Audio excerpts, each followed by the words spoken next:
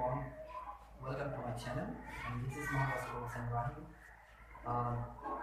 আজকে যে কন্টেন্টটি নিয়ে আমি এসেছি সেটি হচ্ছে আসলে হিসাব বিজ্ঞানের একটি কন্টেন্ট।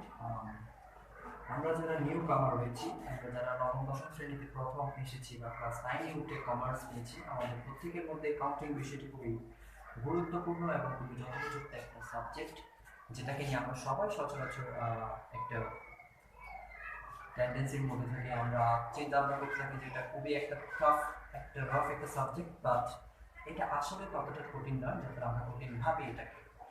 সো এটা যে সবথেকে মূল বিষয় সেটা হচ্ছে হিসাব বিজ্ঞানের সমীকরণ। হিসাব বিজ্ঞানের ক্ষেত্রে যে গুরুত্বপূর্ণ কনসেপ্টগুলো মূলত এখানে ভূমিকা পালন করে থাকে তাদের মধ্যে হচ্ছে হিসাব বিজ্ঞানের সমীকরণটা খুবই গুরুত্বপূর্ণ একটা কনসেপ্ট। আজকে আমি সেই সমীকরণ নিয়ে কিছু আলোচনা করব। আলোচনায় আসার আগে বলতে চাই, যারা আমার চ্যানেলে নতুন রয়েছেন প্লিজ সাবস্ক্রিপশন বাটনের মধ্যে ক্লিক করতে ভুলে যাবেন না, এবং যদি করে থাকেন তাহলে বেল আইকনে নিশ্চয়ই ক্লিক করে থাকবেন। ধন্যবাদ। সো আলোচনায় ফিরে আসা যাক। at the top of the word আমি লিখেছি অ্যাকাউন্টিং মানে হিসাব বিজ্ঞান। আজকের মূল টপিক হচ্ছে equation of counting equation. Accounting equation হচ্ছে এমন একটা ইকুয়েশন যেখানে হিসাব বিজ্ঞানের গুরুত্বপূর্ণ স্তম্ভগুলো আলোচনা করা হচ্ছে। দেখেন, ফার্স্ট আমি লিখেছি অ্যাকাউন্টিং ইকুয়েশনটা আমরা সবাই যারা পুরাতন তারা অবশ্যই জেনে থাকবে। সেটা হচ্ছে অ্যাকাউন্টিং ইকুয়েশন হলো a is equal to l plus OE। a is equal to l plus OE মানে হচ্ছে a সমান l plus OE। a বলতে বোঝাচ্ছে অ্যাসেটস। অ্যাসেটস দ্যাটস মিন হচ্ছে সমস্ত সম্পদসমূহ, যতগুলো সম্পত্তিবাচক এলিমেন্টস রয়েছে প্রত্যেকটা এলিমেন্টস গুলো রয়েছে এই অ্যাসেটস এর মধ্যে। সেকেন্ড যেটা হচ্ছে এল। এল মানে আমি লিখেছি নিচে লায়াবিলিটিস। লায়াবিলিটিস হচ্ছে দায়সমূহ। একটা অ্যাকাউন্টিং বা প্রসেসিং করতে গেলে অথবা কোনো একটা প্রতিষ্ঠান চালাতে গেলে আমাদের প্রত্যেকটা প্রতিষ্ঠান ওনারকে কিছু দায় বহন করতে হয়। সমস্ত দায়বদ্ধ এন্ট্রিগুলো আমরা এই লায়াবিলিটিস এর মধ্যে লিখে থাকি। থার্ড যেটা প্রসেসিং রয়েছে সেটা হচ্ছে ওনার সিকিউরিটি। ওনার সিকিউরিটি বলতে বোঝাচ্ছে মালিকানা সত্ত্বকে। এখন দায় এবং সম্পত্তি নির্বাহ করার জন্য মালিক কিছু মালিকানা সত্ত্বের অধিকারী হয়ে থাকে, যেমন তার ভিতরে আমরা আয় ব্যয় উত্তোলন এগুলোকে রেখে থাকি, সেটা হচ্ছে মালিকানা সত্ত্বের অংশ। এটা হচ্ছে সাধারণ সিম্পল ইকুয়েশন, যেটা a equal to l plus OE। শুধুমাত্র এই ইকুয়েশনের মধ্যে অ্যাকাউন্টিং এর বাকি তথ্যগুলো ইনভলভ। যেমন এরপরে অ্যাকাউন্টিং ইকুয়েশনটাকে যেটা করতে হয়, আমরা সমীকরণের প্রভাব যেটা করব সেখানে প্রথমে আমাদেরকে মূলত এই ইকুয়েশনটাকে নিয়ে কাজ করতে হবে। তার পরবর্তীতে ইকুয়েশনের পাশাপাশি আমাদের অনেক সময় প্রশ্ন করা হবে যে অ্যাকাউন্টিং সমীকরণের হিসাব বিজ্ঞানের সমীকরণের বর্ধিত রূপটা কি আসে। বর্ধিত রূপ জেনে রাখা খুবই গুরুত্বপূর্ণ। অ্যাজ এ স্টুডেন্ট প্রত্যেকে বর্ধিত রূপটা জেনে রাখা গুরুত্বপূর্ণ, এই জন্য যে কারণ বর্ধিত রূপ যদি আপনি জেনে থাকেন তাহলে আপনার অন্যান্য কাজগুলো করতে সুবিধা হবে এবং ইকুয়েশনটা বুঝতে আপনার ধারণা নিতে খুব হেল্পফুল হবে বলে আমি মনে করি। এ এবং এল এদের কোনো বর্ধিত রূপ নেই, বর্ধিত রূপ রয়েছে শুধুমাত্র ইকুইটি। এই যে বলেছিলাম ইকুইটির ভিতরে কিন্তু শুধু মালিকানা সত্ত্ব ব্যাপারটার মধ্যে শুধু যে মূলধন থাকবে বা উত্তোলন থাকবে তা কিন্তু না, তাছাড়াও এখানে আরো দুটো কি রয়েছে, এলিমেন্টস রয়েছে। ফার্স্ট হচ্ছে ক্যাপিটাল, সেকেন্ড হচ্ছে আর। আমি লিখেছি equal to L plus C plus R minus E minus D. এখন এ মানে হচ্ছে অ্যাসেটস, এল মানে হচ্ছে লায়াবিলিটিস, সি প্লাস হচ্ছে আর, সি মানে হচ্ছে ক্যাপিটাল, আর প্লাস আর মূলধনের সাথে যুক্ত হচ্ছে রেভিনিউ, এন্ড এটা হচ্ছে এক্সপেন্সেস অথবা এক্সপেন্ডিচার যেটা হচ্ছে ব্যয়, আর এটা হচ্ছে উত্তোলন, আই মিন হচ্ছে ড্রয়িংস হচ্ছে উত্তোলন। এই মোট চারটা বিষয় এই ইকুইটির মধ্যে, ওনার সিকিউরিটির মধ্যে রিলেটেড থাকে। ওনার সিকিউরিটির সাথে এই যে চারটা বিষয় রিলেটেড থাকে তাদের মধ্যে আমি লিখেছি C plus R minus E minus C. এখন প্রশ্ন হতে পারে যে সি প্লাস আর কতটুকু বোঝা গেল, মানে মূলধনের সাথে আপনি আয়টা যোগ করলেন, কিন্তু এখানে হিসাব মতো এগুলো ব্যয় কেন হচ্ছে। যখন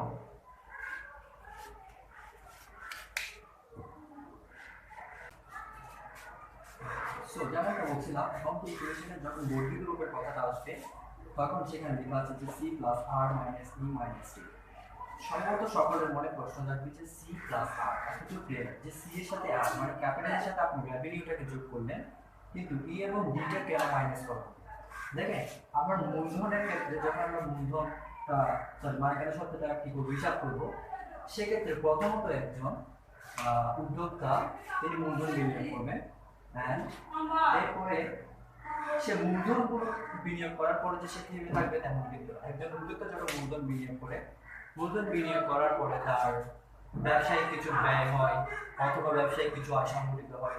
হ্যাঁ, এখন সে আয় ব্যয়গুলো হিসাব করতে হবে তাকে। মালিকানা সত্ত্ব মানেই হচ্ছে তার শুধুমাত্র যে আয়টাকে নিয়ে সে কাজ করবে তেমন কিন্তু না। মালিকানা সত্ত্ব মানে হচ্ছে তার আয়, ব্যয়, উত্তোলন, মূলধন সবকিছু একসাথে কম্বিনেশন করে কাজটাকে সে করতে হবে, মালিকানা সত্ত্বটাকে বের করতে হবে বা এটা করতে হবে, নির্বাহ করতে হবে।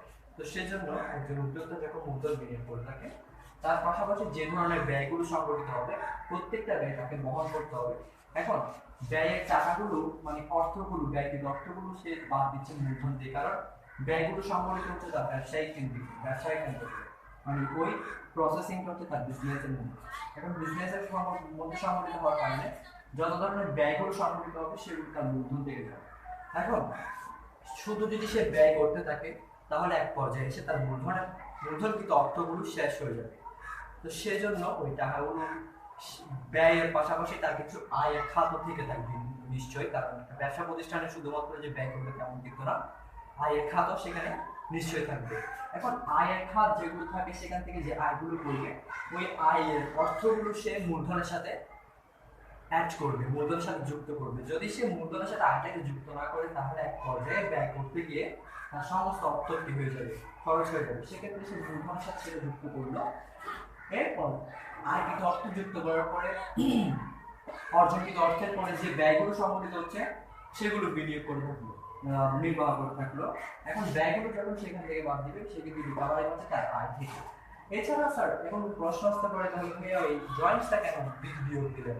ড্রয়িংসটা বিয়োগ দেওয়ার কারণ হচ্ছে উত্তোলন যখন আপনি করবেন, উত্তোলন একটা এমন একটা ইস্যু যেটা মূলধনের বিপরীতে। আপনি ব্যবসায় কিছু বিনিয়োগ করলেন, সাপোজ মনে করেন আপনি একটা দোকান দিলেন, দোকানের মধ্যে আপনি 10টা চিপস রাখলেন মানে বিক্রি করার জন্য।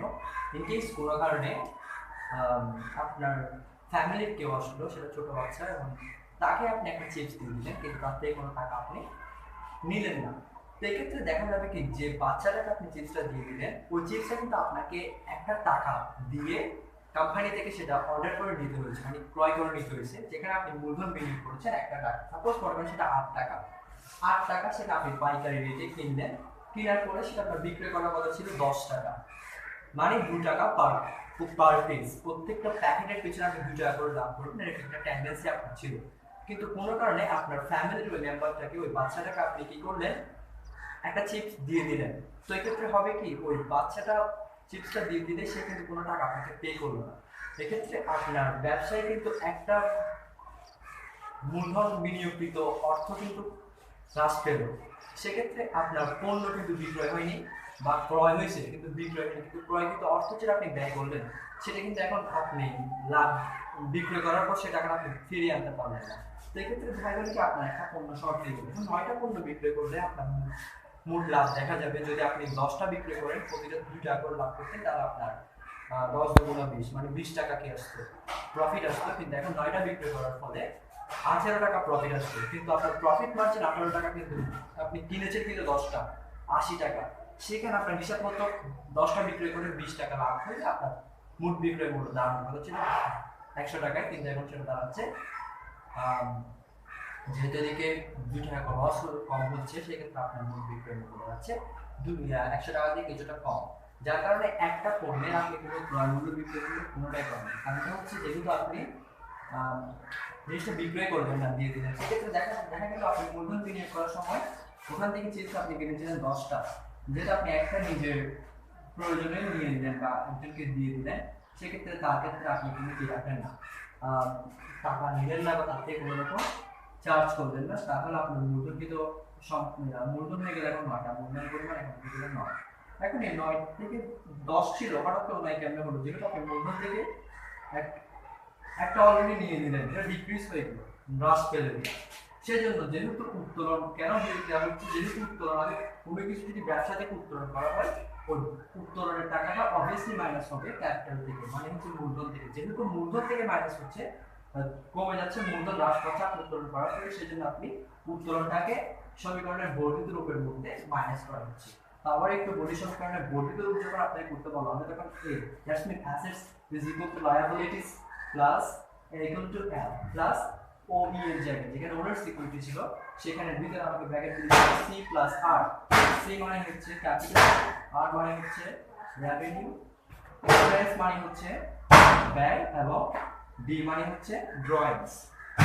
প্রত্যেকটা এলিমেন্টস কিন্তু ওনার সিকিউরিটির মধ্যে বিদ্যমান।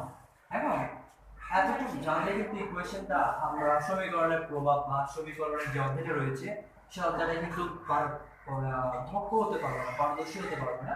তার জন্য আমাদেরকে একটু কষ্ট করে সমীকরণের প্রভাবের দিকে একটু খেয়াল দিতে হবে। সমীকরণের প্রভাবের দিকে যদি একটু খেয়াল করে সেটা দেখেন, সমীকরণের প্রভাবে লিখেছি এ মানে হচ্ছে অ্যাসেটস, যেটা এখানে ছিল। অ্যাসেটস এর প্রভাব কি? আমরা যখন জাবেদা করব, মনে করেন আমি একটা জাবেদা বললাম যে আসবাবপত্র ক্রয় করা হবে, সেক্ষেত্রে প্রপার্টি জাবেদা যেটা কিনলেন আসবাবপত্র হিসাব ডেবিট, নগদান হিসাব ক্রেডিট। তার মানে হচ্ছে একটা সম্পত্তি ক্রয় করার পিছনে আপনার একটা সম্পত্তি কমে যাচ্ছে, সম্পত্তি ক্রয় করলে একটা সম্পত্তি কমে যাচ্ছে। সম্পত্তি কোনটা বলবো আর কোনটা কমলো? আসবাবপত্র সেটা আপনার জন্য একটা সম্পত্তি, যেটা ক্রয় নগদ সেটাও জন্য আপনার জন্য একটা সম্পত্তি। আসবাবপত্র ক্রয় করার ফলে নগদ টাকা কমে যাচ্ছে, তার মানে একটা সম্পদ বৃদ্ধি পাওয়ার কারণে অন্য সম্পদ কমে যাচ্ছে। সেজন্য এখানে একটু খেয়াল করেন, খুব ইজি। এ মানে হচ্ছে অ্যাসেটস, অ্যাসেটস যখন বৃদ্ধি পাবে মানে সম্পদ যখন বৃদ্ধি পাবে তখন সেটা বসবে ডেবিট পাশে, কোন পাশে? ডেবিট পাশে। যখন অ্যাসেটস কমে যাবে তখন সেটা বসবে ক্রেডিট পাশে। এবার অ্যাসেটস এর পরের অবস্থান ছিল এন, তাহলে একটু খেয়াল করি, এর মানে হচ্ছে লায়াবিলিটিস। এর ক্ষেত্রে একটু দেখেন একটু উল্টা, এর যখন বৃদ্ধি পাবে মানে প্লাস দ্বারা বোঝাচ্ছি বৃদ্ধি, এল যখন বৃদ্ধি পাবে তখন সেটা বসবে ক্রেডিটে, আর এল যখন হ্রাস পাবে তখন সেটা হবে ডেবিট। যখন এল বৃদ্ধি পায় মানে দায়টা বাড়বে তখন সেটা হবে ক্রেডিট, আর যখন বৃদ্ধি পাবে তখন সেটা হচ্ছে ডেবিট। কিন্তু সম্পত্তির বেলায় বৃদ্ধি পেলে ডেবিট, হ্রাস পেলে ক্রেডিট, কিন্তু দায়ের বেলায় বৃদ্ধি পেলে ক্রেডিট, হ্রাস পেলে ডেবিট। আর রেভিনিউ মানে হচ্ছে আয়, আয়ের ক্ষেত্রে কিন্তু আপনি একটু খেয়াল রাখতে হবে, যখন আয় বাড়বে সেটা কিন্তু লায়াবিলিটিস এর মধ্যে থাকবে। আর হচ্ছে যখন রেভিনিউ বৃদ্ধি পাবে তখন সেটা হবে ক্রেডিট, আর যখন হ্রাস পাবে তখন হবে ডেবিট।